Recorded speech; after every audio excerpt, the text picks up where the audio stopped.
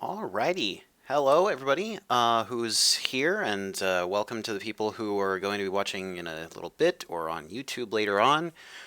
Welcome to the sixth session of my character-focused materials and rendering workshop. This is, like I said, the sixth session, and in this stream, we're actually going to be talking about character-specific UV mapping techniques. Things that you will need to know if you want to make UV maps specifically for characters as opposed to for things like vehicles or environment props, vegetation, anything basically that's non-character focused. UV mapping for characters is a bit specialized in that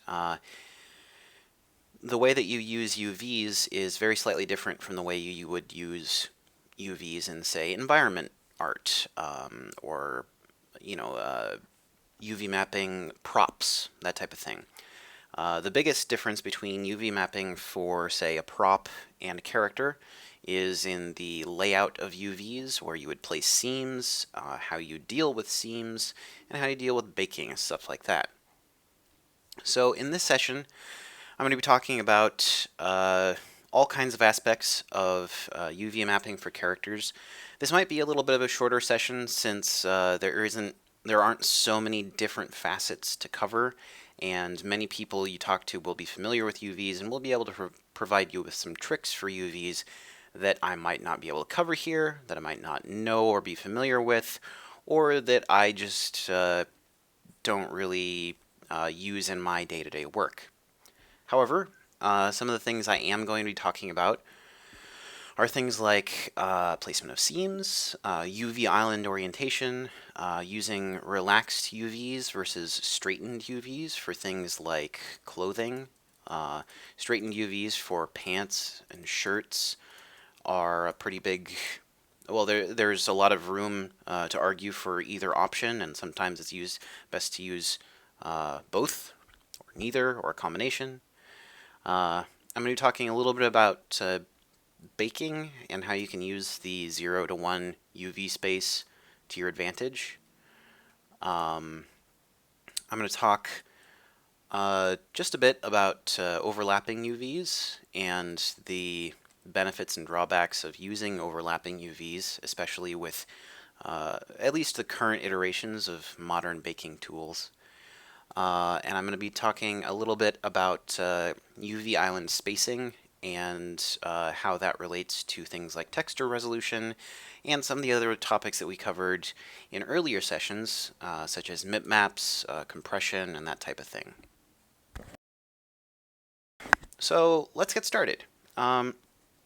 Let's talk a little bit about just UVs for characters and efficient ways that you can do UVs for specifically clothes, since clothes are something that you're going to run into a lot when you're making characters, and it's helpful to understand some of the differences between UV mapping for clothing versus UV mapping for things like heads or hands or other parts of the body, other parts of characters.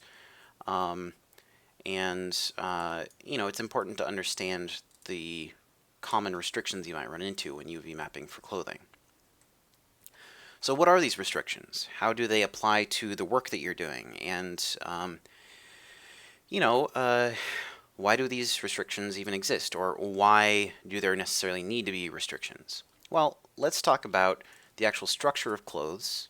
Let's kind of take a step back, talk about that, and talk about how if you lay out your UVs in the wrong way, it can be very detrimental to the final product.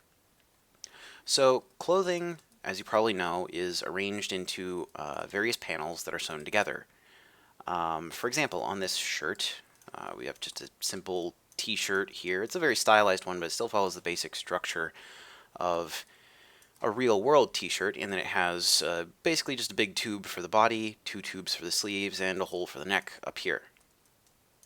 Now, let's just ignore those UVs for now and just take a look at this shirt and see how we can break it down into pieces that we can easily UV map, pieces that we can easily texture, and sort of figure out how this whole thing works and how we can apply that knowledge to making sure that our UVs are correct for modern current rendering software, current engines, current shaders, that type of thing.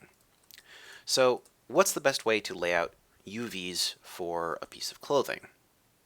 Well, it can be potentially a contentious topic depending upon the type of clothing that you're doing and restrictions that you have, such as polygon count, texture count, that type of thing.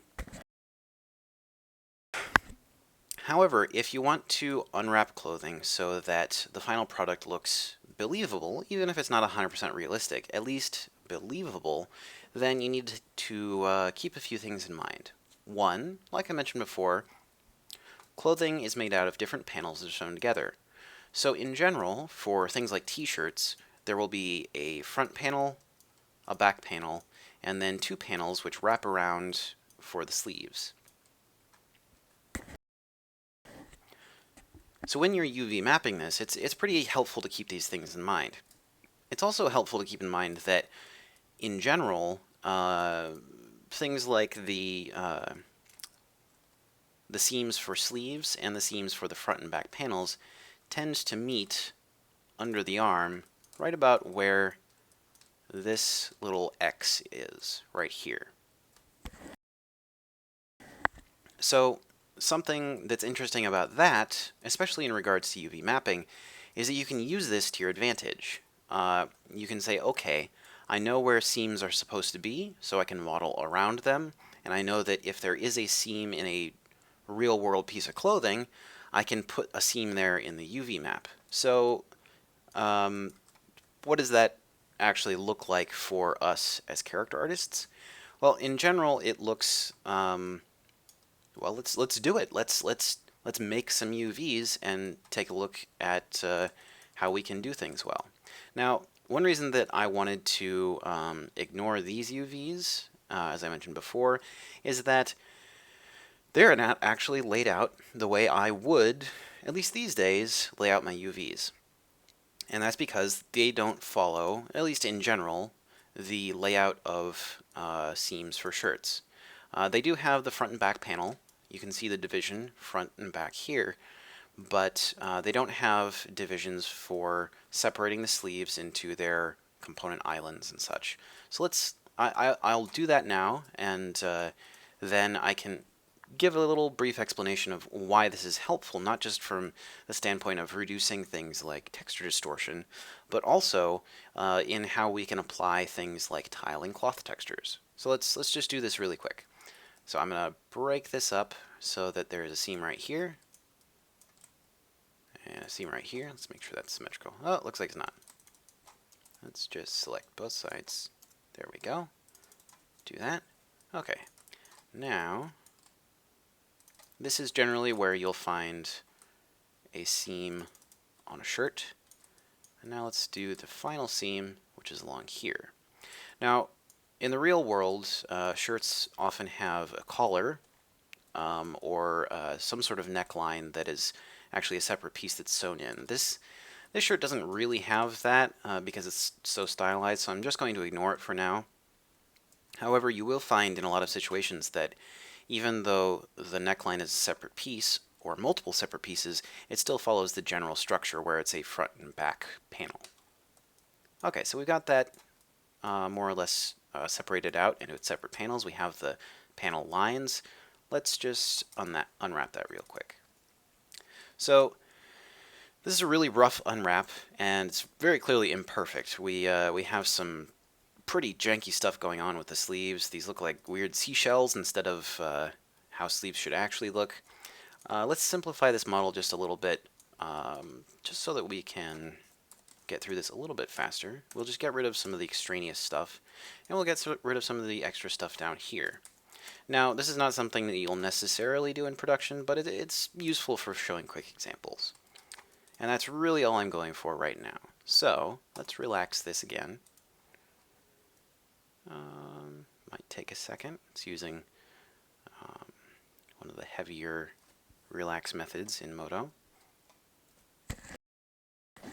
All right, and there we go.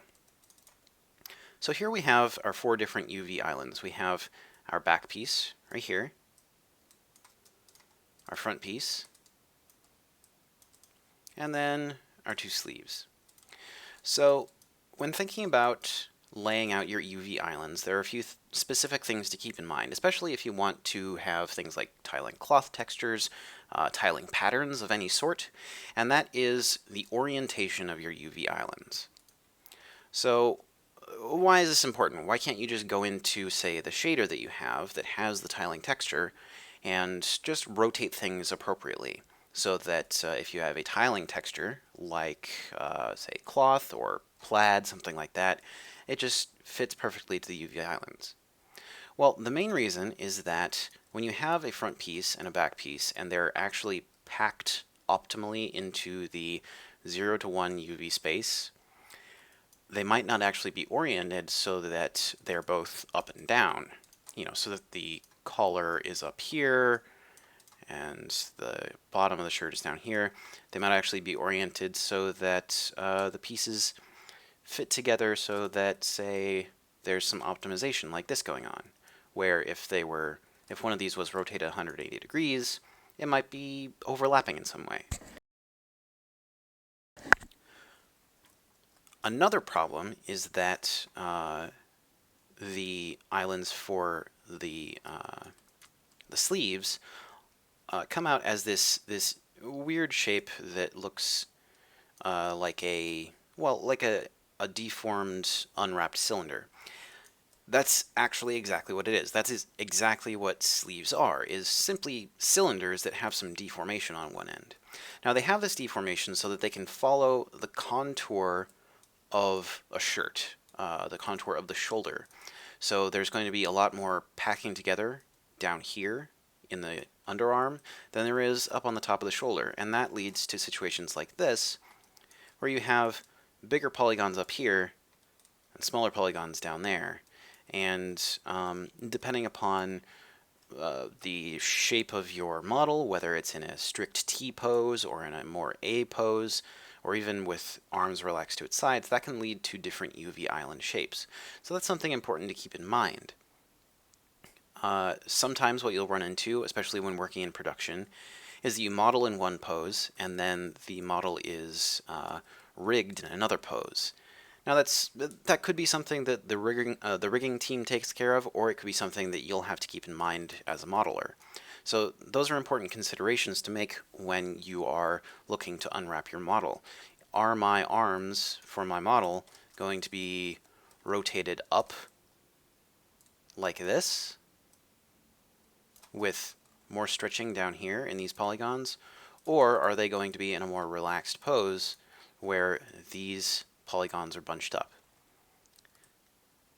This is an important consideration when UV mapping, especially for realistic characters, because oftentimes you'll be doing things like working with simulations out of Marvelous Designer where there might be a lot of cloth folds in the underarm. It's important to keep a lot of resolution down there so that just in case your model is going to be deformed with arms being raised above the head, you have enough resolution in your UV map that any distortion won't be visible. So there are two primary ways to unwrap sleeves. Now sleeves in general for real shirts actually follow similar shapes to what you see here in the UV map. They have this sort of hump along the top, and then they're more or less straight along the opening of the sleeve.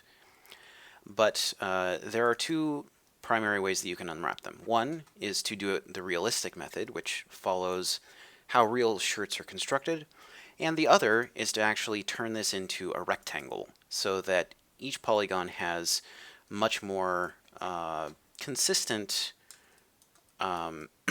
more consistent textile density. So let's do one sleeve with one method and one sleeve with the other and compare results in Marmoset. And that'll give us sort of a a working example of the different drawbacks and advantages to using both methods. So for this sleeve, we're going to turn this one into just a strict rectangle. So let me just do that right here. Now this is a tool that Modo has, but there are similar tools in other programs. Basically, all this does is it takes a UV island that has a grid pattern and it turns it into a rectangular shape. And I can specify some options for it, and making sure that it has, say, uniform spans across one direction or another. I'm not going to do that right now. I just want it to give a close approximation, just so that we can get a good example. So we'll do that. Okay, so here we have a rectangularly unwrapped sleeve. Come on, there we go. And here we have one that's a little more realistically unwrapped. Now, there is a problem with this UV map, or this UV island right here, and that is that the cuff of the sleeve along here doesn't actually follow a straight line as it would in the real world. This is something important to consider when you're using tiling textures, because what this is going to do is it's going to either cut off or have more of whatever your tiling texture is along this curve, meaning that when you look at this cuff with a tiling texture on it, which I can put right now, we'll just do that here.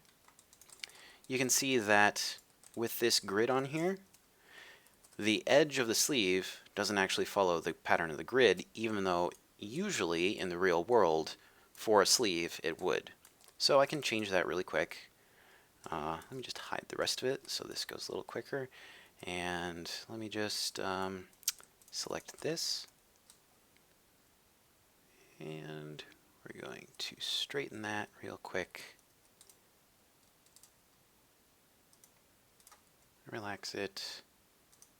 And just keep the boundary the same. Okay. So, now that we have it straight, we'll just rotate it a little bit so that it follows this pattern a little more closely. And there we go. Now you can see that when you straighten this edge along here, it follows the pattern where you might have, say, a cloth pattern, but right now is just checkers. Follows that much more closely and a lot more accurately to how things generally work in the real world. Now, there are some other areas that I could straighten out, but right now I'm not really going to. I'm just going to leave it as is, just for an example. Now let's take a look at the islands for the body of the shirt itself and talk about those for a second. Once again, we can have a discussion about orientation of UVs and whether or not it's worth it to straighten them. So on a shirt like this, this one is supposed to be fairly form-fitting, and that often means that, or at least, with form-fitting shirts, generally they do have a bit of a curve along the sides, which tucks in around the waist, conforming it to the shape of the body a little more. However, if you want to do something that's a little bit looser around the waist, once again, you might run into situations where you would want to straighten out these edges along here so that they conform to a tiling pattern a little better. So maybe you want to make it so that there's a continuous pattern going from front to back and it matches up exactly along the seam. That's a situation where you would want to straighten out these edges. So let's just straighten that one and straighten this one.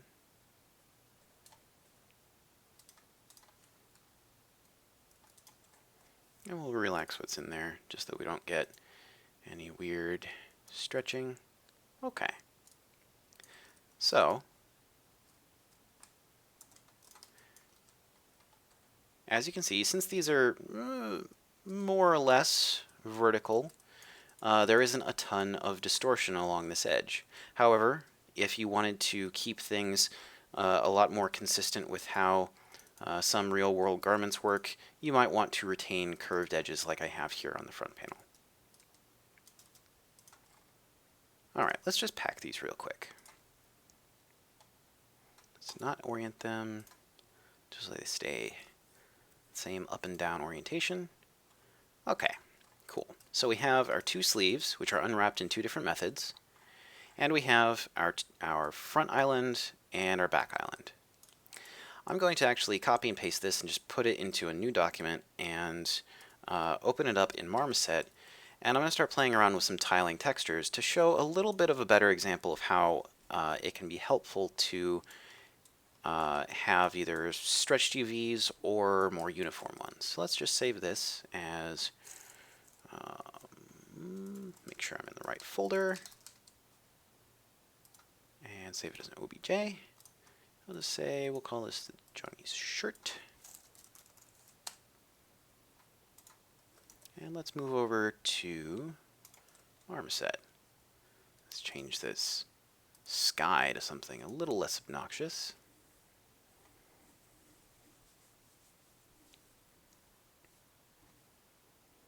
Say, how about, oh, this one's good. I always like this one. Change this to just a solid color so it's easier to see. And now we'll just drag that model in. Okay, so we have a very simple model of just this shirt that we've been working on. It has different UV layouts and such. Let's put some tiling textures on there to see how things might be affected by something with a little bit more of a real-world feel to it. So we're actually going to put a tiling cloth texture on here. So let's just change this from normals to detail normals. And let me go and grab his shirt normal map in one moment.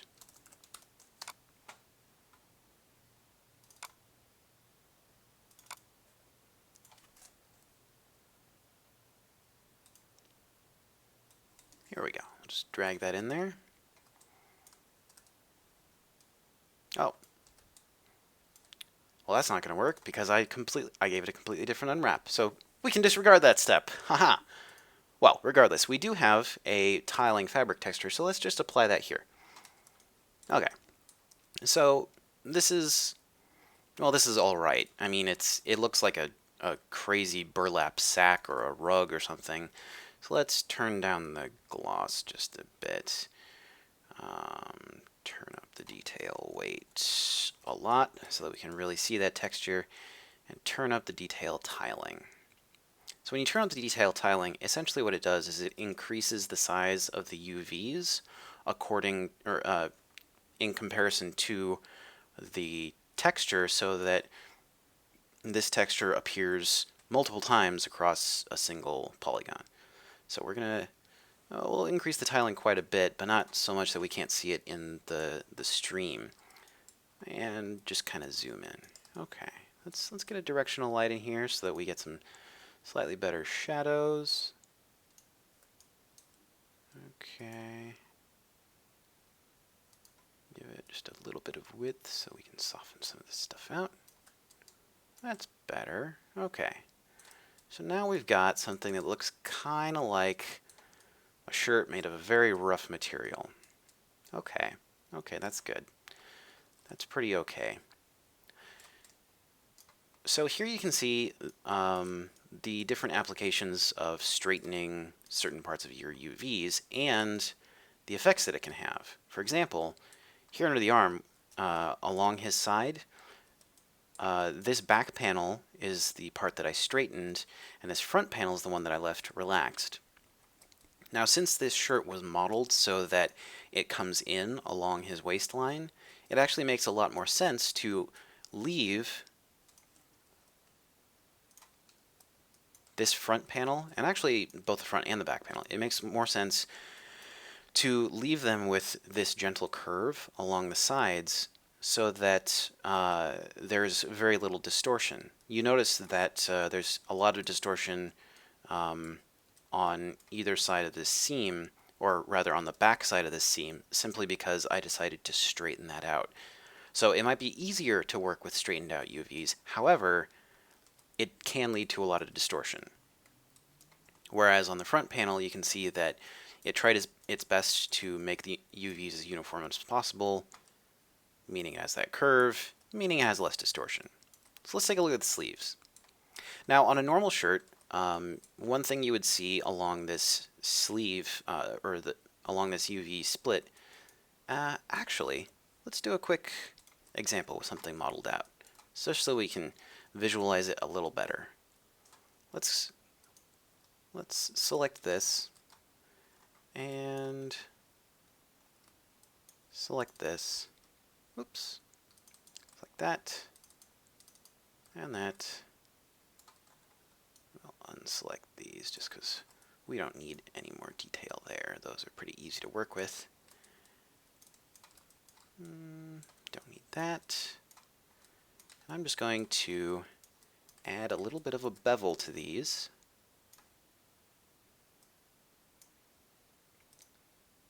So that it's easier. Actually, here, I'll do it this way. This way we don't destroy any of the UVs. We'll just do this. I'll do the same over here, like so.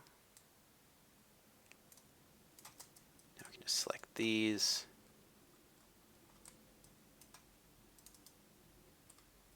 And we can push them outwards.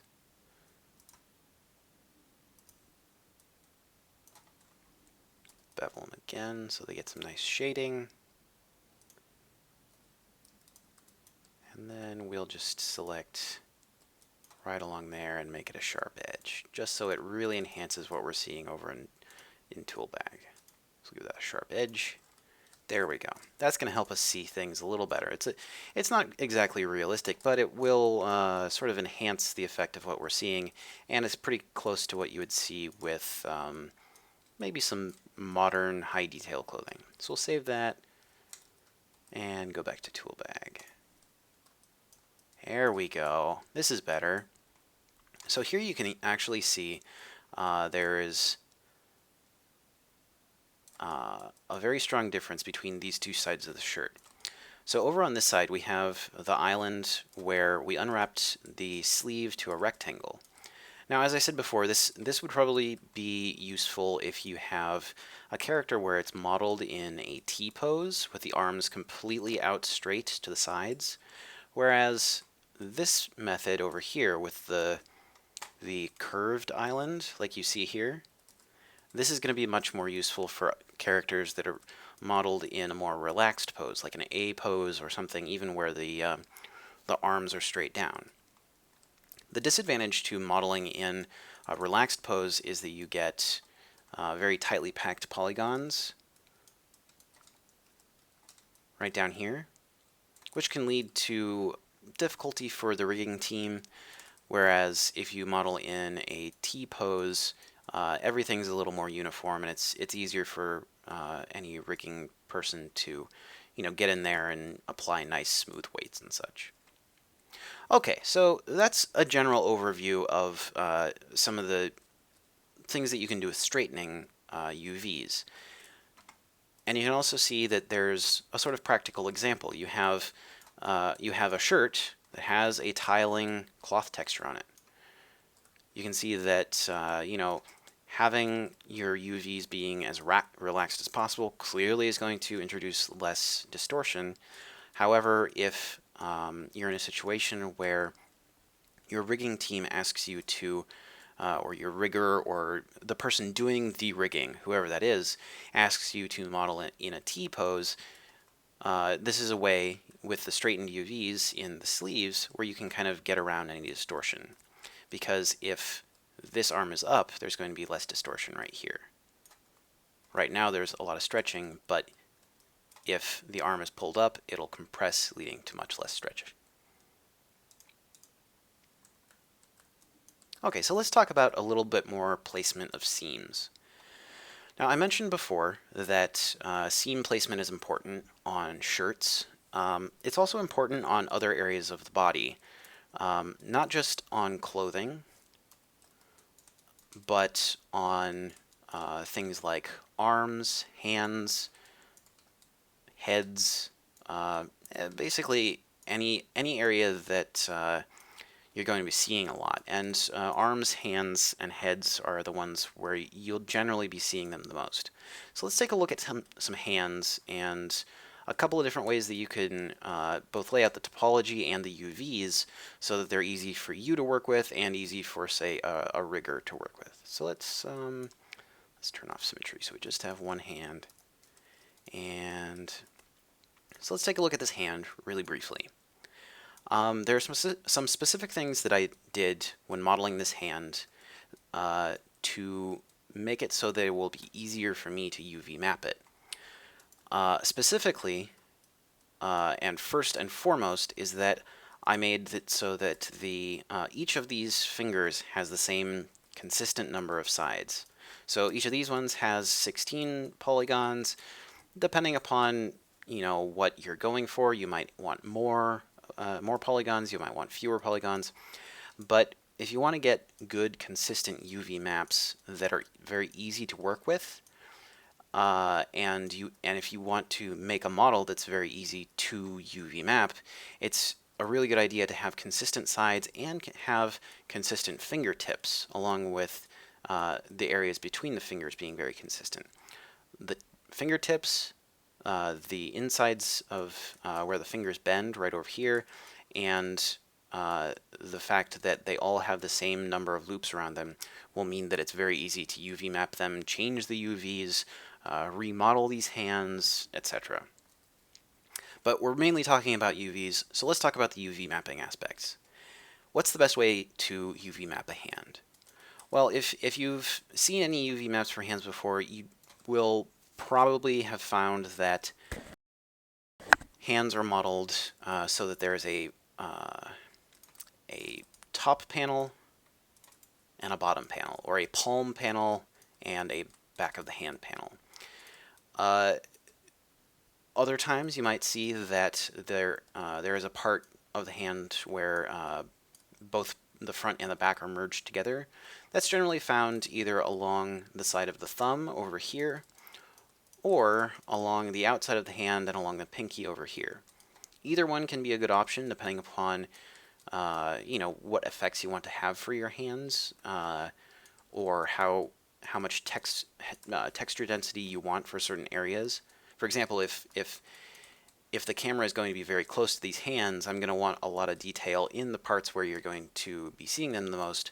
So if it's a character where you see the bottom side of their hand, I might not want to have a bunch of UV seams there. So it would make sense to have both panels joined together right here. However, if you're just going to be making some hands that are just for general use, really you could put it in either place, but having it along the pinky is going to introduce the least amount of distortion. Here's why. So let's just take a look at these UVs. Once again, these are probably not the best UVs. I did these fairly quickly quite a while ago, and there's probably some better ways that I could do it. So let's do that now. So you'll notice that these two panels are split along the center of all the fingers. Now, the decision to put a loop that goes all the way along the middle of every single finger and all the way to the wrist, aside from a little bit right here, which can be just skipped around by going like this, was a very deliberate choice, because if I have a loop going along the fingers, that means that I can unwrap them all at once, and I can always select that loop very easily if I want to change its placement, alter my UVs in some way, maybe even add a little bit more resolution. Maybe I want to add a couple more loops right there so that there's more even spacing. Any number of things. But regardless, the decision to add this loop was very deliberate because it makes it easier to UV map. So let's do a little bit of UV mapping for these hands and talk about some ways to make it so that if, say, you're doing realistic hands, you can get better tiling textures for things like skin detail.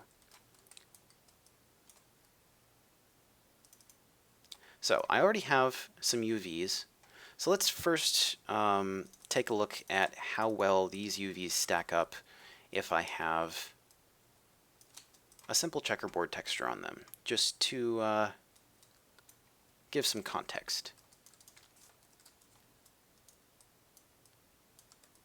So as I rotate around these hands, you can see, you notice a few things. One, the back of this hand has a very clean layout with very minimal distortion. All these little checkers, which are supposed to be squares, look like squares. However, as I get closer to the fingertips or into these areas between the fingers, you do notice that what should be squares are now distorted shapes. This is a problem because the areas between fingers are often high detail areas, and it's difficult to capture a lot of detail when you're baking if you don't have, or if you have distortion, or if you don't have enough resolution. Let's zoom in on there and take a look at what's going on.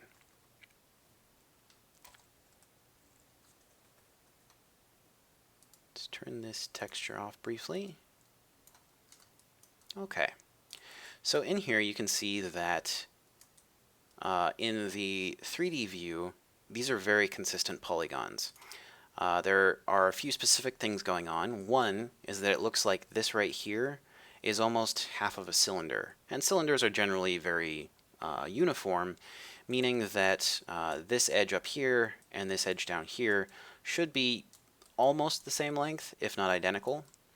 Whereas in my UV map, you can see that these edges don't match at all. So this is something that you want to be careful of, and it may end up that you would separate the fingers off into their own UV islands if you need resolution in there, but we'll not do that for now. Instead, we'll focus on something slightly different. Let's just delete that. Okay, so I'm losing a lot of detail and I'm getting a lot of distortion in the fingertips. So one way that I can fix this is simply by relaxing the UVs. However, that might not always be the best option because just like in between the fingers, these fingertips right here are very consistent, and as you see in the UV map, they become more inconsistent the farther in or out they go. They simply don't match. So one way to get around this is to place seams, sure, along this center line right here. However, if you have enough texture resolution, another area where you can put a UV seam is right here, and then finally put one right here. So what this is going to do for you, having this seam along here, is it's going to make it so that these areas, these polygons, are going to be able to rotate outwards as their own little flap, meaning that they will have much more regular texture resolution along with this area. So let's try that out. Let's just hide everything except this fingertip. So you can see that it's two UV islands right now. Let's just unwrap it as a single UV island for now. We'll keep that part the same. We'll unwrap it, and we'll just relax that really quickly. Okay, let's crank this down a little. So, something to take note of here. When I unwrap this finger as its own UV island, separate from the rest of the hand, it allows much more expansion in certain areas, which leads to a little bit more uniform layout. However, you do get weird orientation of some polygons as they try to relax, meaning that you get this sort of crosswise thing going on with the pixels in the texture. That's something that you want to avoid because it's always easier to paint and bake textures that are, say, at 90-degree angles. So, as I said before, we can add seams in more places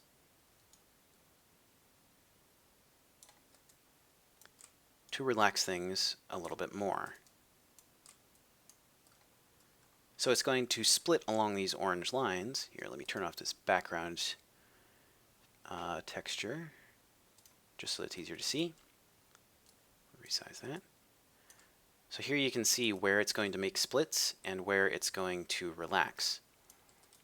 So there's two methods that I'm using right here for relaxing the fingertips. One is to have multiple flaps like this, and one is just to have a single split along right here. Let's see what both of them do. And this time let's have them separate out into their own UV islands. We'll just orient these so that we can see a little better. Okay, so here's the bottom of the finger. Let's resize these so that we can see the squares a little better. So here's the fingernail and the top, and here's the pad of the finger and the bottom. So already you can see that things are a lot more consistent. By adding these additional UV splits here, I've made it so that it's much easier for each of the polygons to be aligned with the texture. Now there still is a small bit of distortion along the fingertip, but it's kind of negligible compared to what we had before. Now when you compare that to the bottom, you do see that there is a little more distortion. Things are not quite as nicely aligned. However, this bottom portion has some advantages. Namely, it has fewer seams. Fewer seams mean that you have to paint over fewer errors or fix fewer errors when you're baking. And errors do happen, especially if you're using an engine that is not completely synced to your specific normal map renderer or general texture baking application. In general, this is the type of area where you'll run into a lot of texture seams and a lot of errors. So to minimize the number of errors, it might actually be worth having a little bit more texture distortion in return for fewer seams. Additionally, if you're working on very low-end hardware, such as phones or other mobile devices, it might actually be useful for you to use fewer UV splits, because just like when you are putting hard edges, like, say, right here, whenever you have a UV split, it's actually splitting the model, just like here that I mentioned before when I was talking about diffuse shading. It's splitting the model so that there are actually separate vertices here. So if you're working on very low-end hardware, old hardware, you're targeting old platforms or something along those lines, you want it to be as efficient as possible, this is another area where you can optimize your models so that they have fewer vertices on screen, and you get a nice balance of minimal distortion with with also a minimum number of vertices. So let's go back to talking about hands in general.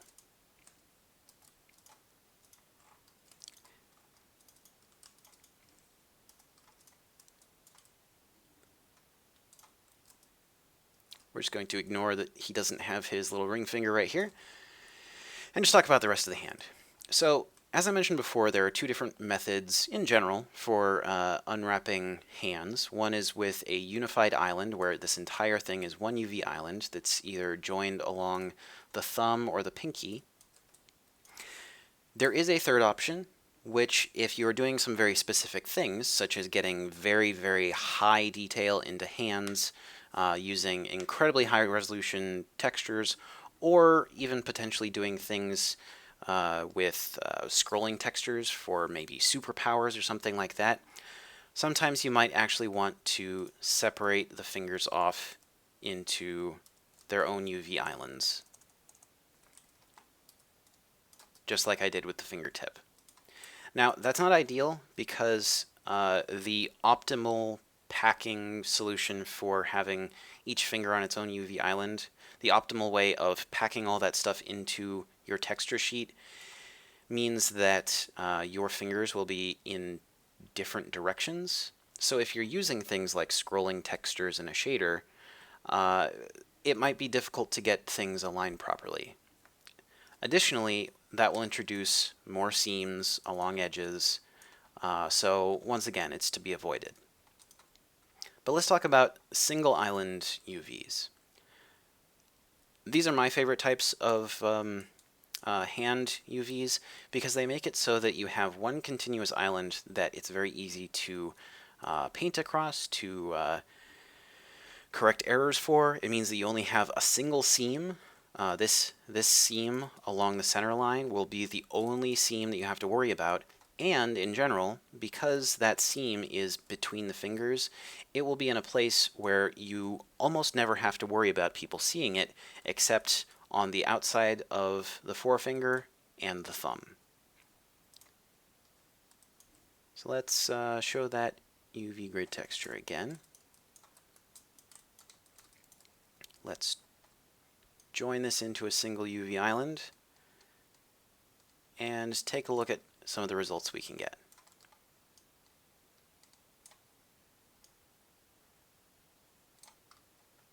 Yeah, okay, that's good.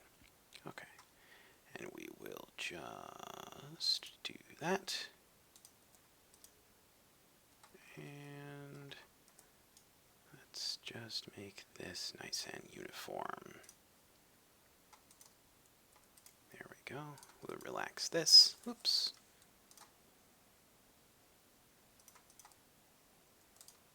Okay. So this is again very rough. However, you can see that when you join the two islands together, if you look at the side of the pinky, there is absolutely no seam, which means that in this area where people might actually be looking at it a lot, there's not actually going to be any discontinuous texture information in this area. That means that if you have, say, tiling texture for your hands, or tattoos on the hands, hair, pores, freckles, any sort of pattern, it's going to be very easy to paint from the top of the hand all the way around to the palm of the hand, wrapping around this side, all in one go. You can do that as a single stroke in Photoshop or Substance Painter or Mari or whatever texturing program you decide to use. So eliminating these seams is going to not just make it so that you have, say, fewer seams, but it's also going to make it so that even if you do have some weird seams, say, over here, where there's some mismatched UV values, over here where you would want it to be very continuous anyway, it's going to be very easy to paint continuously on that area. Cool. Okay. So that more or less covers a lot of the relaxed and straightened UVs stuff. But one more very important area for characters is heads. Heads are arguably the most important part of a character because the head is the part of the character that people look at the most all the time. It's why there was so much, whining and complaining about Mass Effect Andromeda. Not because those heads were actually particularly bad, but because people noticed that they had some weaknesses in their facial animation or in certain shaders for them, and it was the thing they were instantly able to latch onto. The heads themselves were just based on scan data. They were essentially right. The only problem was that people notice heads the most because people are naturally programmed to look at faces. Now, as such, you should be able to, or you should want to take a lot of time to get the UV maps for your head looking right. So there are a few different considerations you want to make when you're UV mapping a head. First is what part of the head is going to be seen the most. I mean, if it's for a third-person shooter, it might be that the back of the head is the thing that a player is going to see the most. So you might actually want to have, very very clean UVs for the back of the head, you might want to pack the most resolution back into there. Or if it's for a first-person game, you're going to be looking at a lot of people's faces, so you might want to kind of ignore the back of the head in favor of putting more detail and more texture resolution into the face. Regardless, this is something that you can work on in the UVs. And there are some things to consider when you're UV modeling heads, especially in regards to things like noses, eye sockets, mouths, and ears. So this guy is a pretty good example of the problems you can run into with those parts of the head, because he has, well, right now he doesn't have his mouth sock in there, but that's something where if you have a mouth on the inside of this guy's head, that's probably one area where you just want it to be a separate part of the texture, a separate UV island. However, for, say, a more realistic head, it might have ears that are much closer to the head, and you might, I don't know, you might run into problems if you try to split them off. However, let's take a look at what happens when we unwrap this guy's whole head as a single UV island, and take a look at some of the distortion that happens when we have the ears attached versus when we have the ears as separate pieces.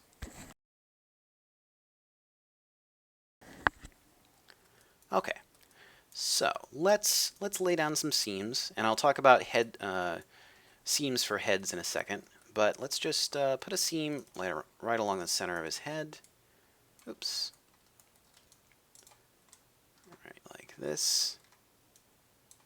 And we'll just unwrap that. We'll relax it a little bit. Okay. So, that's cool. That's a very nice unwrap. It takes up a lot of the UV space. But it has problems. Now, it looks like most of the face and the eyes and the nose, they look like they're pretty well unwrapped. There are some overlapping problems with the mouth, but that's pretty easy to fix. However, the ears are the real sticking point here. If I turn the grid back on for this guy, you can see what's going on here. So, most of the face has pretty consistent UVs. You can see that there's a little bit of loss of resolution on the tip of the nose just because it sticks out and it's kind of getting shrunken on the UV map. We can change that by, say, sculpting the UVs a little bit, mushing them around, that type of thing. We can fix any overlap issues on the inside of the mouth, right in here. But the ears are one of the areas that's giving us problems. Now you can see that as I rotate along the ear, there's massive distortion happening. What is one small square right here on his cheekbone is actually taking up the same area as maybe 8 or 10 over here on his ear. And that's a problem because ears tend to be very detailed areas of people's heads. Even on stylized models, you do tend to get a lot of overlapping detail and stuff. So one of the things you can do to combat this is to just keep relaxing your model, keep doing stuff like pelt mapping until it looks right. Another is to actually split the ears off to their own chunks. Now, this can lead to some problems if you have ears that are much more attached to the head with large, chunky areas, say like you might see on a dog or a cat or something like that. However, on a stylized guy like this, it's not really going to present any issues. So let's split these ears off. Let's just come in here, select this entire ear, maybe make a little bit of smaller selection, and we'll just, let's probably do the same thing with the other side, just so we're nice and symmetrical.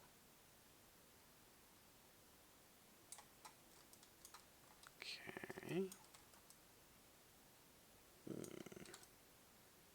Deselect those bits. There we go. So we can unwrap these to their own spots and not worry about them for the moment. So now that we have some actual holes in the sides of his head, This actually presents us with an opportunity for us to get much more relaxed UVs in other areas. So let's take a look at that grid again. So it's fairly consistent basically everywhere, aside from the tip of the nose, which we can fix pretty quickly. So let's try unwrapping that again. Make sure that seal holes is turned on. We'll relax that again. Okay. So you will notice that this ear hole, now that the ear has been completely removed from this island, is much more consistent with the shape of the hole on the actual model. You can see that it has these two lobes to it, whereas before it was almost a circle or an oval shape. That's good. That means that there is now much less distortion. However, we're still running into some problems. Well, not so much for the mouth anymore. However, if you do run into problems with mouths, one thing that can help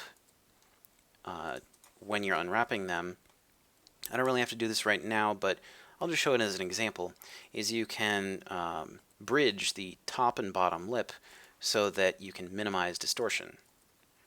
And that'll make it so that when you use, say, pelt mapping software or something, there's going to be some natural tension in that area, which will keep the lips fairly close together on the UV map when it's being relaxed. It's not something really necessary right now, but in the future, something nice to keep in mind. But there are some other problems with this guy. One, his face has less texture resolution than his neck. You can see that by the fact that there are these big chunky squares on his cheeks and nose, whereas there are these little tiny squares on his neck. Now, once again, this can be a problem that's not really solvable if you have a realistic model. However, there are some things that you can do without, say, destroying the neck of this model, such as putting seams, more seams along the top of the head. So here is one method that you can use to unwrap your characters, is just have a single seam that goes along the center of the head and down the back of the neck. However, there are some other options. For example, along the hairline or very close to it, you can put a secondary seam, say along here or along here, that will make it so that certain areas will unfold similarly to how they unfolded on the fingertips that we talked about earlier. You can do the same thing along the back of the head.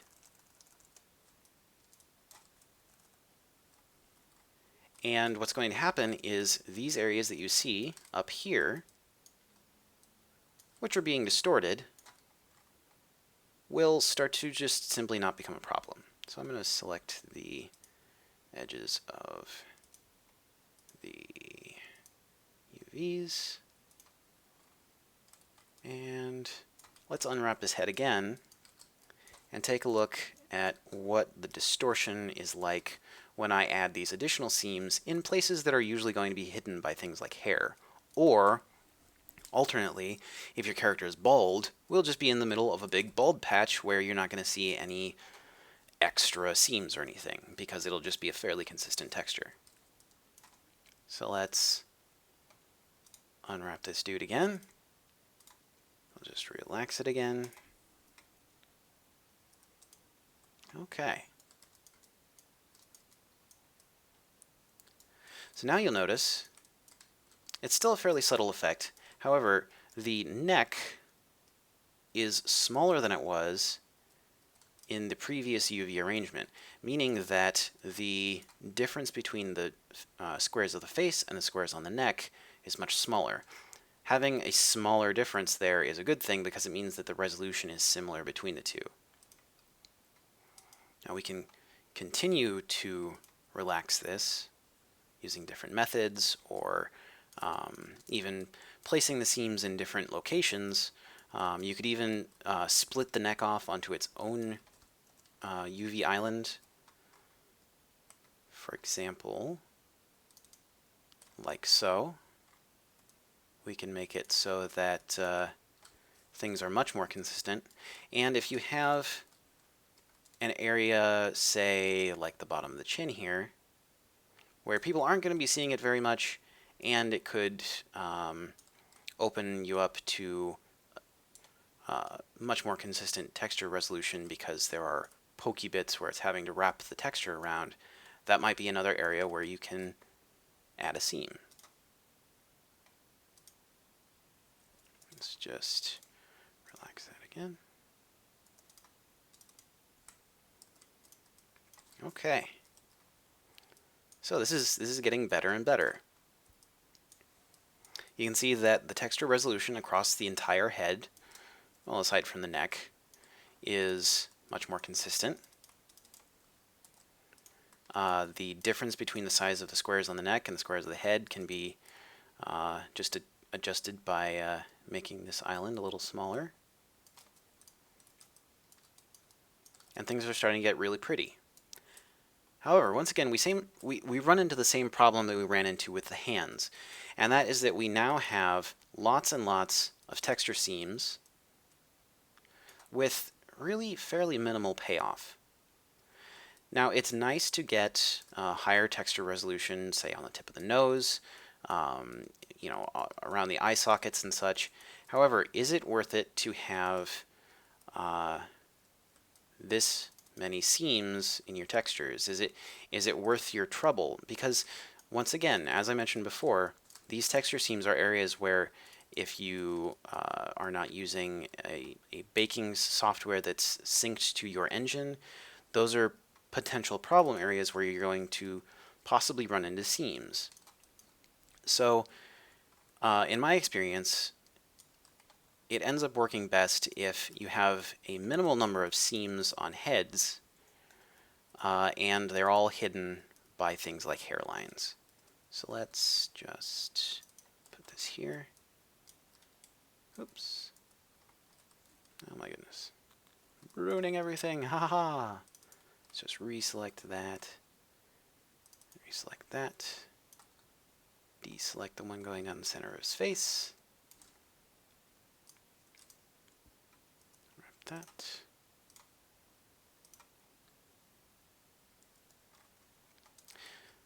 So I find that when I'm doing my UV mapping, especially for heads, it's best to, if it's a normal human head, it's best to just put that central seam along the scalp, along the back of the neck, and then from there start adjusting the layout by using things like smudging tools and the like. Lots of different UV softwares have options like that, so it's a good practice to get familiar with your UV mapping software so that you can adjust large areas with things like soft selection. So, for example, if I want to, let's just change this to a soft brush.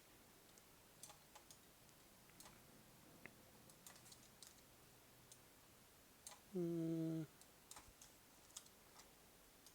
we go. So lots of different UV mapping softwares have tools like this, and they'll let you take a look at where you're getting the most or least texture resolution, and from there you can adjust accordingly. So here I'm giving a little more texture resolution to the tip of the nose by just kind of pulling it around, giving it some more space. And you can relax this and such.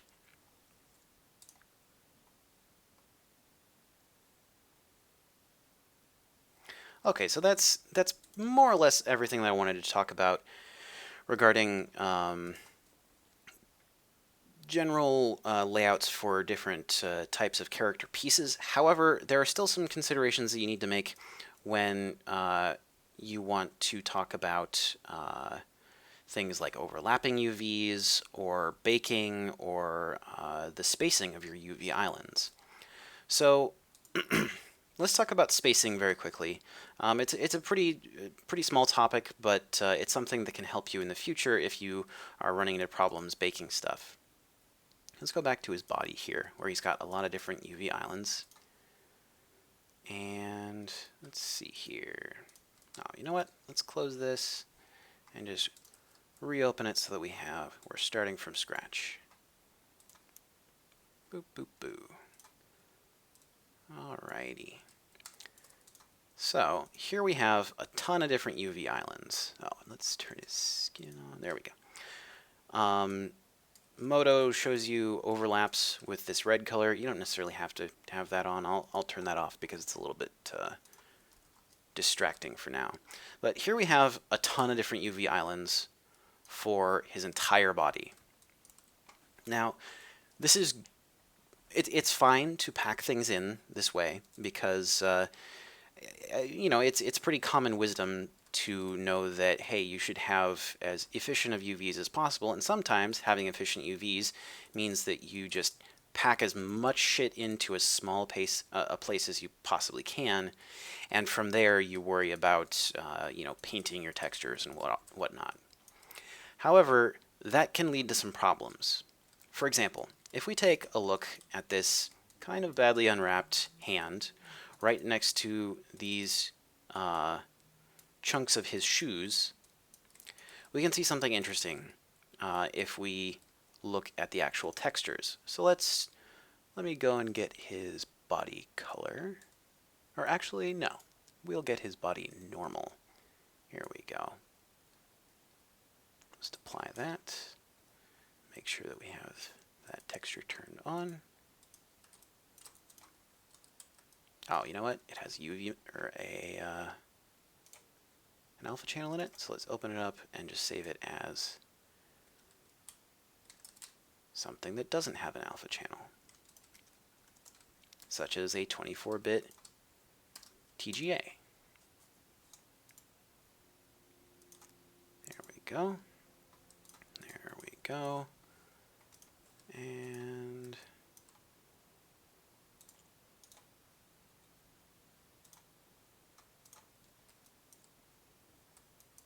oh, it doesn't want to. Okay. Back here, delete that.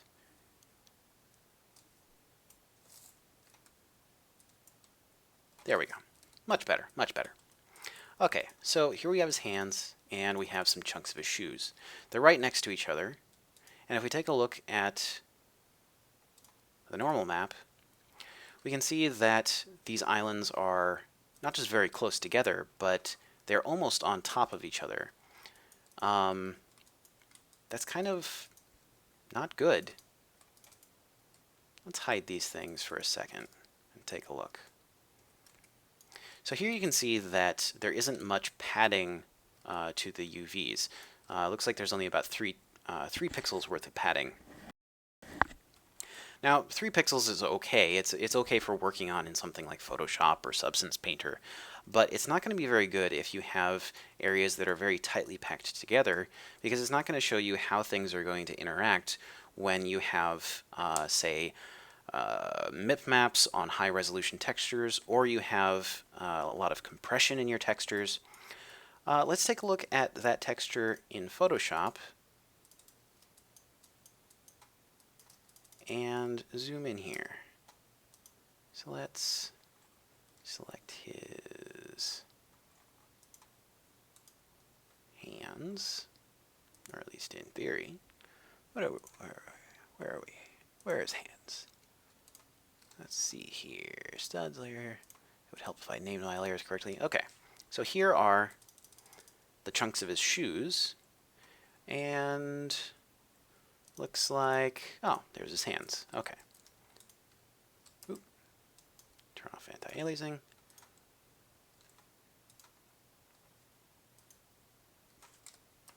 Let's just copy and paste these to a new document. And that way, oh, well, we'll not do that. Regardless, let's take a look at what happens when you apply some dilation to this layer to make sure that when it's resized, say in the engine or down to something like a 512 texture, it doesn't get any weird artifacts between the edges. Let's So we're gonna here. Let's just rename this to shoe. And if we use XNormal, it actually installs some filters for you. There's a dilation option. Let's take a look at what happens when we apply just say 16 pixels of dilation around the edges of this UV island right here. It's going to take a second to load that up because it doesn't like Photoshop CS6. And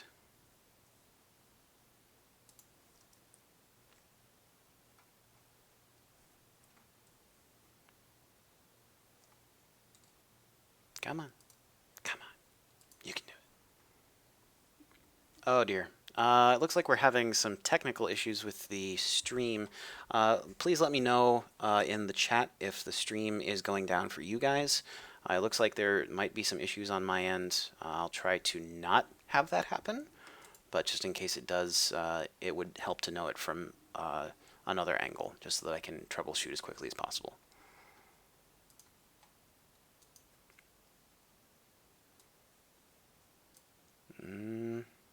Yeah, looks like it's affecting Photoshop very briefly.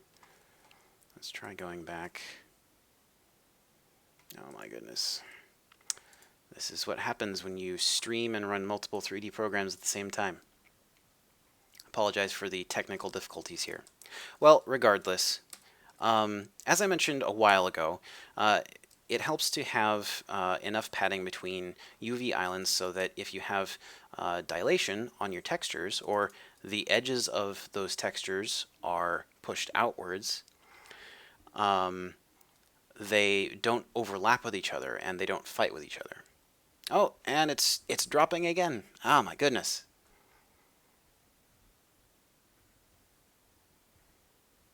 Let's see here. Let's make sure that it's not going to scream at me again. We'll give it a second here. I'll sip a little bit of wine while I watch the little loading circle thingy.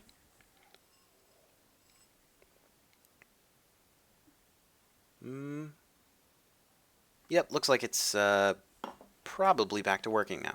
Okay, sorry for that little glitch there, guys. I think I probably just need to upgrade my computer or something, which is something I always need to do, no matter how good it is, because, well, that's the life of a 3D artist. So, where were we? Oh, right.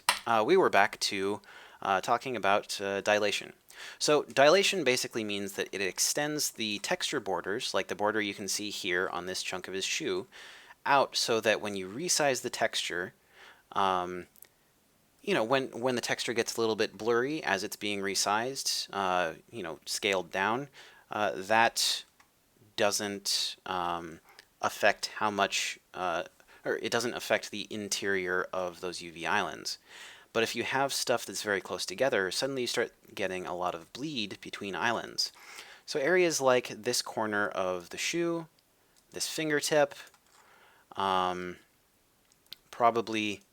these little bits right here, which are actually the loops on his bracelets. Those are all areas where between these different islands, you're probably going to get a little bit of blurry stuff happening if you resize your textures.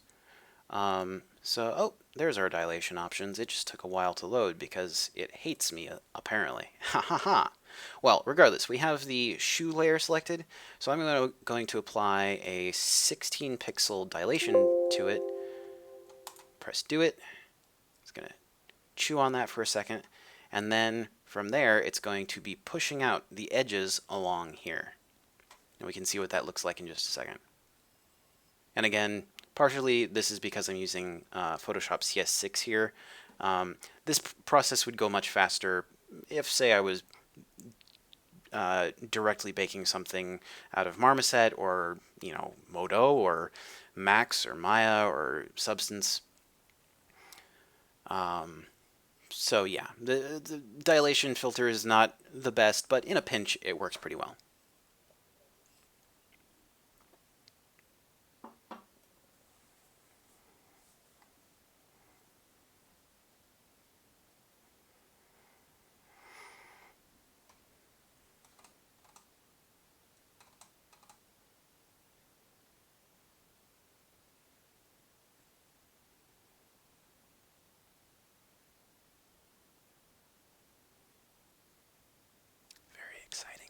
stuff happening right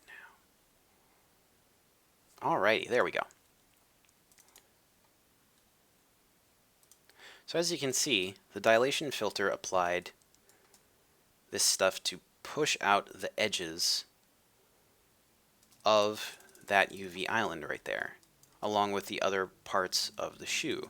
So say this pink area that we were just looking at on the UV map in Modo, which corresponds to this part of his boot. This little bit right here is more or less solid pink, so it just applied 16 more pixels of solid pink.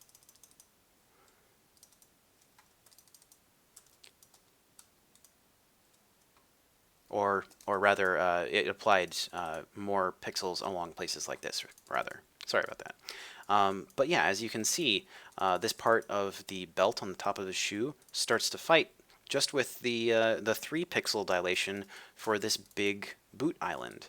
The dilation right here on this part of the belt, if I had done some dilation on this island for the shirt, you would find that they were overlapping.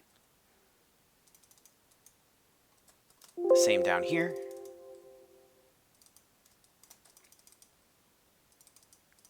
And the same down here. These would be overlapping as well.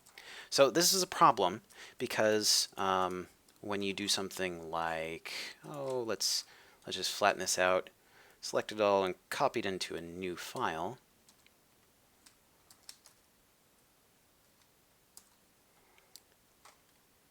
If we resize this, we're going to find that a lot of these areas where there would be overlaps just blend into each other in a very ugly, not very useful way. So let's just resize this down to, say, a 512, which is something that we might see if this model was at a pretty far distance in a game.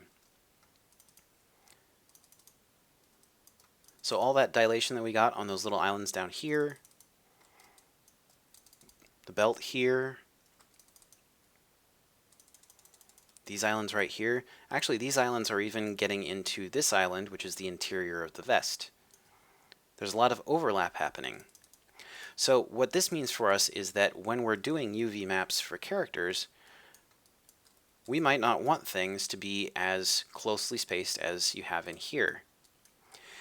Now, a good rule of thumb is that when you are laying out your UV textures, or your UV maps rather, you allow at least 16 pixels between each UV island if you're baking at 2048.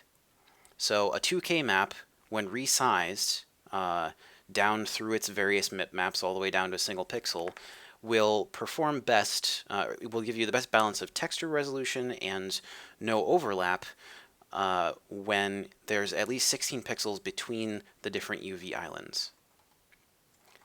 Now, if you're using a program like iPackThat or certain plugins for things like Max and Maya, that's one of the things that you can specify, which unfortunately at least Modo doesn't have, but lots of other programs do. So you'll want to avoid areas like this that I have right here, because those are actually not very helpful. Despite the fact that you're getting more texture resolution inside of, say, this part of the pants, it's much more useful to have 16 pixels at least between the different islands, which might mean resizing this belt, perhaps, to something smaller so that you don't get any fighting. So even though you're getting less texture resolution, you are getting much better, more high quality normal maps and other baked textures when you have that amount of spacing between them. If you use a program like iPackThat and you specify that you want it to be a 2048 map, it will automatically apply that 16 pixel spacing between islands, whereas other programs you might have to specify it, or you might just have to manually arrange your UV islands in that way. So the last thing that I want to talk about is overlapping UVs and baking with offset UVs. And there are two two little aspects to this, and I'm kind of going to breeze through them. As I said, this is probably going to be a shorter session tonight, simply because there isn't too much to cover, so we should be done in another few minutes here. The first aspect of talking about mirrored UVs or UVs that overlap is that sometimes, depending upon the engine that you're using, you'll run into artifacts along the seam of the mirror. So let's take a look at this guy's head and do some stuff with the UVs that will make Marmoset Toolbag kind of angry at us. So we'll just copy this to a new file just so that we don't have to worry about any of those other pieces. Minimize that. I'll take a sip of my wine. And we'll get back to it. Okay. So let's go back into our UVs. And just delete half of this guy's head. And then we will mirror it. Okay, so let's turn off that texture real quick. Have this fill up the UV space. And then we will just mirror it. Okay. So you can see here that the two UV islands, both the right and left halves of his head, take up the same UV space.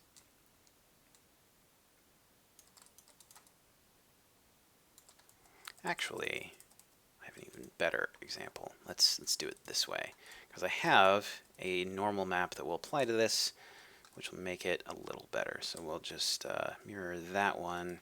We don't really need all that extra texture resolution, so we just won't use it. Okay, now I'll save this as, head, Johnny Head 01. Save that. We can delete his shirt out of here, and then drag the head, drag the head in.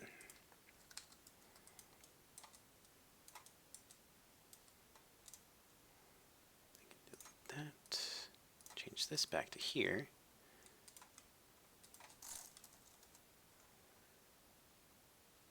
And then drag the head normal into here. Alrighty. So, now in general, this looks pretty okay. Along the large, rather planar areas, it looks alright, but some programs, some rendering engines, some game engines, they really dislike it when you have mirrored UVs which are inside the 0 to 1 space. Now, I personally don't know all the math that goes on behind the scenes for a lot of this stuff. I just know that errors occur. And one of the big errors, especially when you're in a marmoset, is that you get some weird blending between the two sides of your model.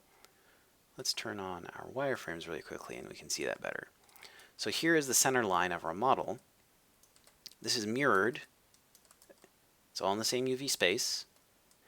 And it's trying to do something with the normal maps, but it's not really succeeding because the normal map smoothing method that it uses along mirrored seams just can't cope with the fact that there are changes in the polygon's normals here that are not reflected in the polygons themselves, etc., etc.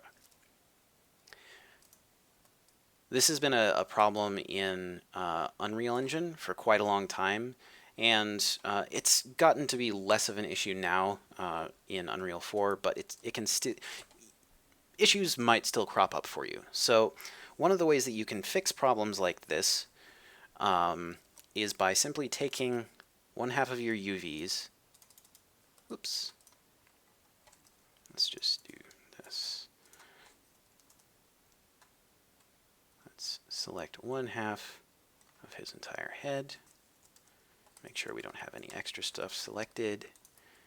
And then we'll just take this and move it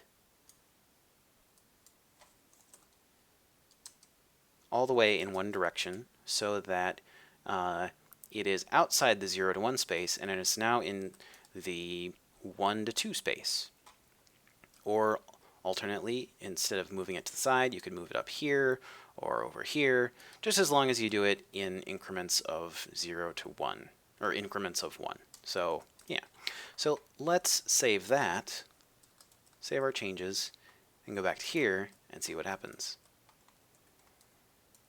All right, so we've fixed this seam successfully by just moving 1/2 of our UVs outside the 0 to 1 space.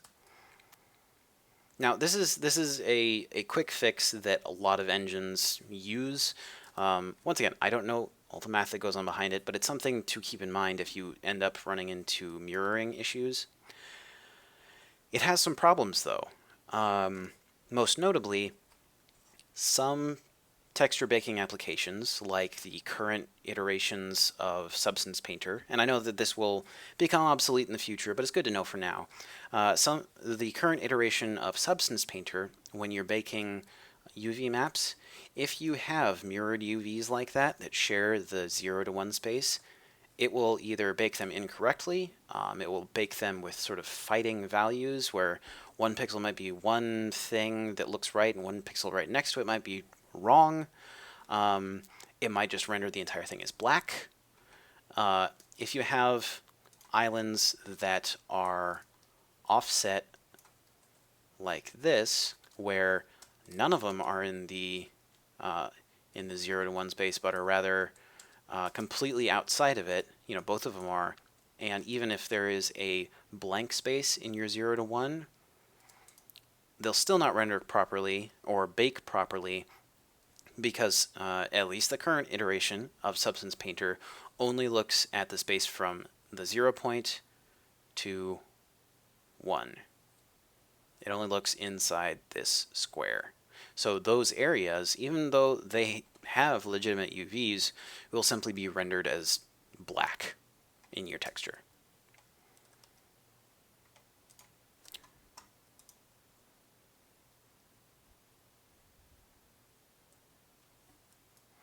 Okay, so I think that's basically everything that I wanted to cover with considerations for UVs when talking about the 3D characters. There is a lot more that I could potentially cover, but some of it might not be useful in most situations. Some of it's very specific to very specific models. But that's where, going into the private hangout will, come in for people who've, signed up for that type of thing. But I know that I have a few minutes left before, or actually almost a half hour left before the scheduled end of the stream. I'm probably only going to hang around for 5 to 10 more minutes for this public session. So if any of you guys have any questions, any of the people who are not part of the program, if you have any questions, feel free to type them into the chat in the Twitch stream, and I can address them if possible. And we can talk about them for a bit before I sign off, probably around 8:40 PST. That's about 10 minutes from now. So, any questions, anything you wanted to ask or mention or talk about, I'm open.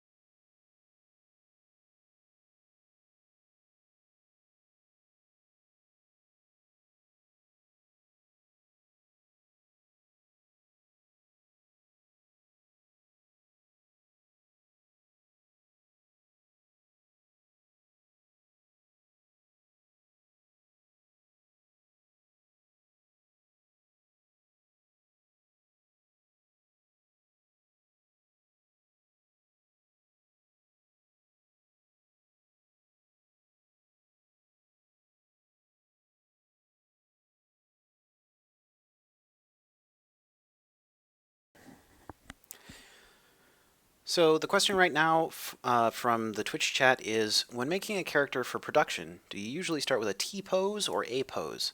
Are there easy methods to switch between the two if needed?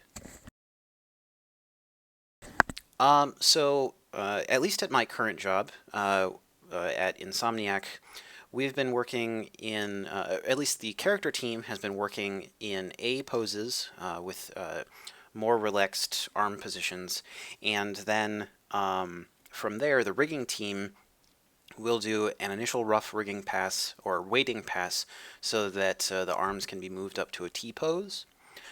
The T pose is important for motion capture because most motion capture rigs and motion capture systems in general work off of basic T pose for their rigs.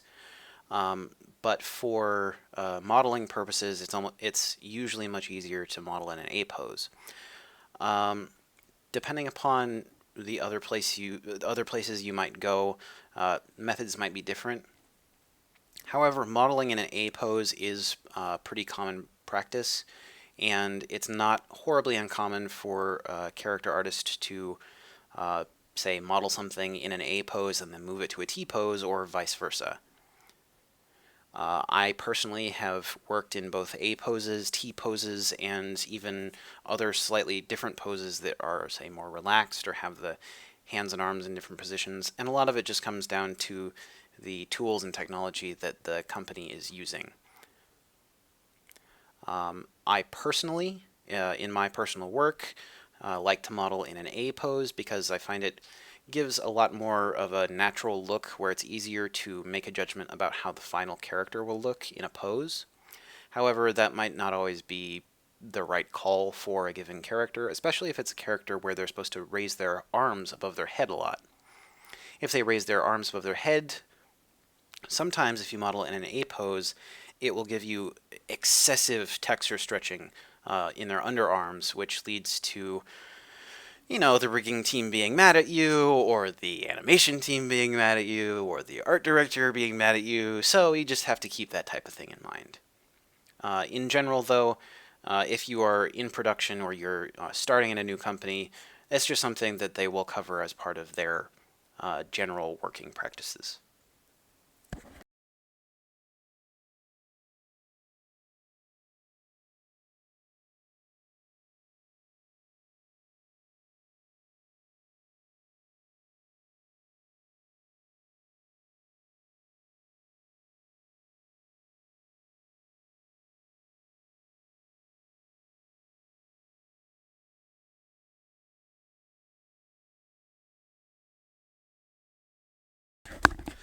Do you guys have any other questions or things that you want to address before I start getting the stream shut down and going to the private chat session?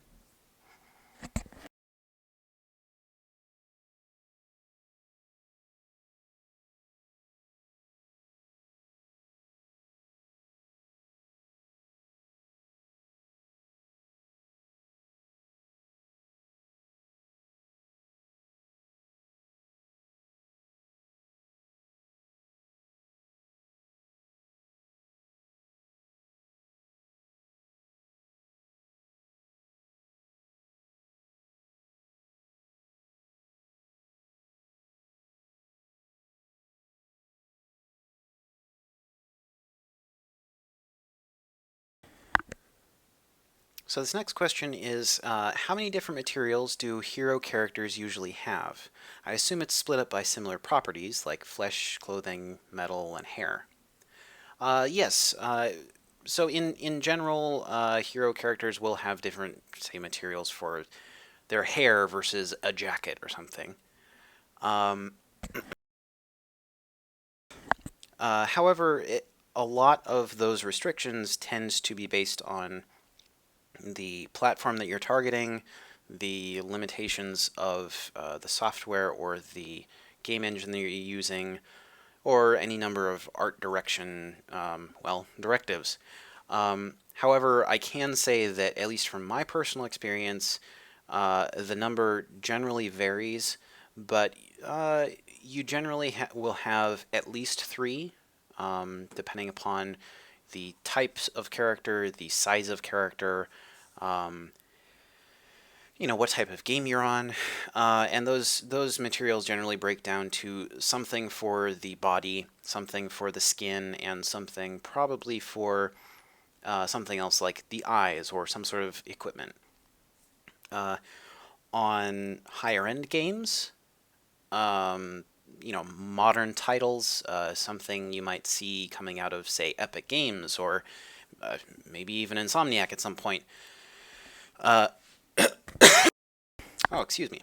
Uh, they can have a huge number of materials. A lot of that has to do with the fact that say, very realistic games tend to require a lot more materials simply because uh, each character is going to have lots more detail, like a different material for the shirt and the pants, different materials for things like buttons and rivets.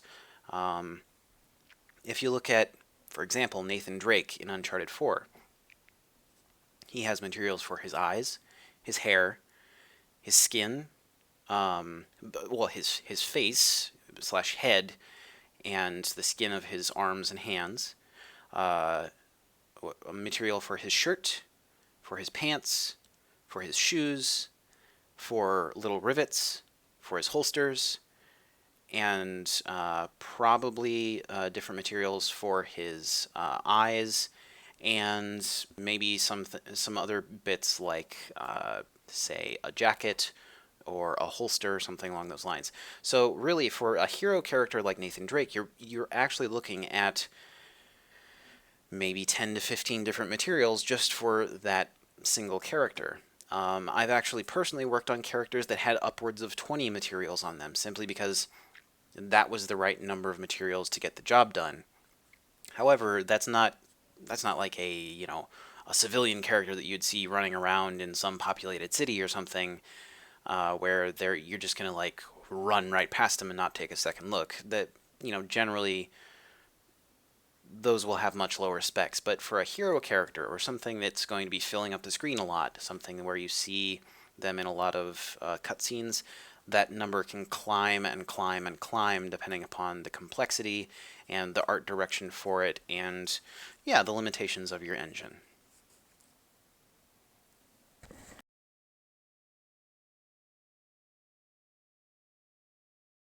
I'm going to be shutting down the stream in just a couple of minutes here, so I probably only have time for maybe one more question before I get into the private chat session. So is there anything else that I can cover before I shut things down for the night and we call it a weekend? Or at least as much a weekend as a Thursday night can be?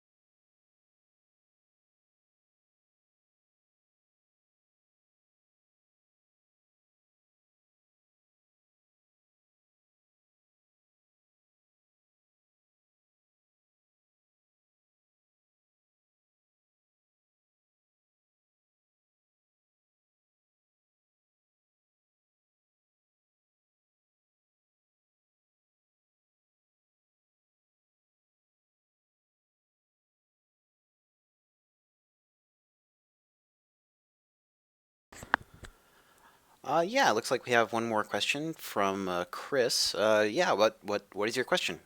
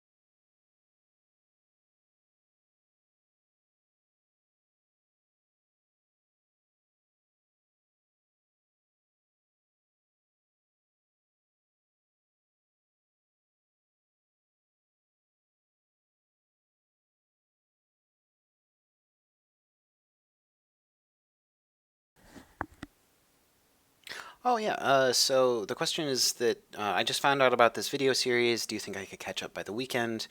Um, it really depends on how much time you have to devote to it. Each of the public streams is between an hour and a half and 2 hours long. Yeah, you might be able to catch up by the weekend if you're willing to devote that much time to it. I am going to be posting all of the links to, or all of the recordings of each of the sessions to YouTube. I'll make sure to put a link to my YouTube down below the Twitch stream because I just realized that I forgot to put that down there. But I do have a playlist up on YouTube of all the previous public streams, and you should be able to watch those at any time. So if you miss a session or you just found out about the session, don't worry about it. You can go back and rewatch some stuff if you want to, or if you don't want to. That's completely up to you. All right, so I think that's going to be calling it a night for me. This ends week 3 of this 4-week workshop.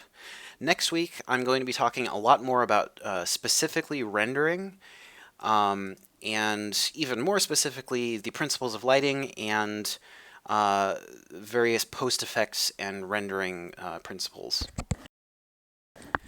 Along with that, I'm going to be going over a fairly quick tutorial on how you can light your characters for real-time presentation or for presentation in your portfolio, because I realize that's something a lot of people don't really know how to do very well, and it leads to some situations where, say, you have an ArtStation link or something where you want to present something in Marmoset Viewer, but it turns out that the lighting is not good in certain, from certain viewpoints or something. I'm going to go over some tips and tricks and general workflow that you can use to light your characters for situations like that. And I'm also going to give some explanations of how post effects will affect your rendering and your textures. Things like the different types of lighting, different lighting terminology, along with talking about colored lighting and when it's appropriate or not so appropriate to use it. Basic character lighting for stills and for real-time presentation. And I'm also going to talk about things like camera settings, rendering effects like screen space reflections, ambient occlusion, global illumination. I'll talk about things like tone mapping and level adjustments, depth of field, lots of different stuff completely focused on rendering. And from there, we're going to, at the very end of the course, I'll be doing that basic tutorial on lighting a character specifically for real-time presentation. So the next stream in the series is going to be on Tuesday, the 6th of June at 7 p.m. Pacific Standard Time, or I guess that'd be 10 p.m. Eastern Standard Time. I apologize if I don't include your specific time zone in that. But yeah, that'll be the next one, and the final presentation will be next Thursday, which, if my math is correct, should be the 8th, which, same bat time, same bat channel. So tune in then. I'll be making sure to let people know what's happening on Twitter, Facebook, etc. And I look forward to being there. So have a good night, you guys, and I hope you found this interesting or educational or something, and I hope you found it useful at the very, very least. So, have a good night.